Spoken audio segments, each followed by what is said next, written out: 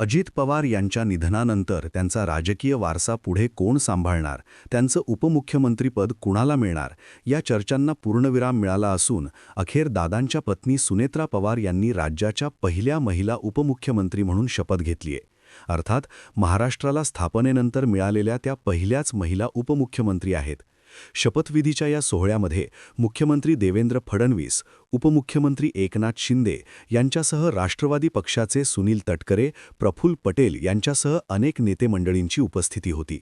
मात्र पवार कुटुंबातील फक्त जय पवार या शपथविधी सोहळ्यासाठी इथे उपस्थित होते.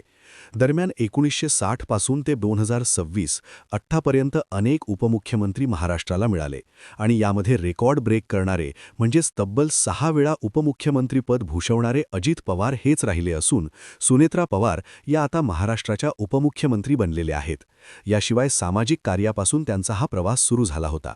काटेवाडीमध्ये ग्रामस्वच्छता चळवळीची मुहूर्तमेढ त्यांनी रोवली होती आणि बारामतीमध्ये एन्व्हायरमेंट फोरम ऑफ इंडियाच्या माध्यमातून मोतीबिंदू शस्त्रक्रिया, वृक्षारोपण, ओढा खोलीकरण, महिलांमध्ये कर्करोगाविषयी जागृती आदी उपक्रम सुनेत्रा पवारांनी राबवले आणि या सर्व उपक्रमांमध्ये त्यांचा सक्रिय सहभाग सुद्धा राहिला. आणि आज बारामती टेक्स्टाईल पार्कच्या अध्यक्षपदाच्या माध्यमातून त्यांनी हजारो महिलांना रोजगारसुद्धा मिळवून दिलाय. दरम्यान सुनेत्रा पवार या माजी मंत्री पद्मसिंग पाटील यांच्या बहीण असून त्यांचे वडील बाजीराव पाटील हे देखील स्वातंत्र्यसैनिक होते. सुनेत्रा पवार यांना राजकारणाचं बाळकडू हे घरातूनच मिळालं आणि 1985 मध्ये त्यांचं लग्न अजित पवारांशी झालं आणि त्यानंतर पवार कुटुंबाकडून त्यांना आणखीनच राजकीय वारसा हा मिळत गेला.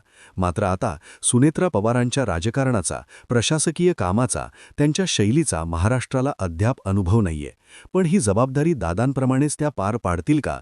सोबत प्रत्यक्ष अनुभव गाठीशी नसताना उपमुख्यमंत्रीपदाचा आणि पक्षाचा कारभार करताना त्यांच्यासमोरील अनेक आव्हानांना त्या कशाप्रकारे सामोरे जातात, आता हे सुद्धा पाहणं महत्त्वाचं असेल.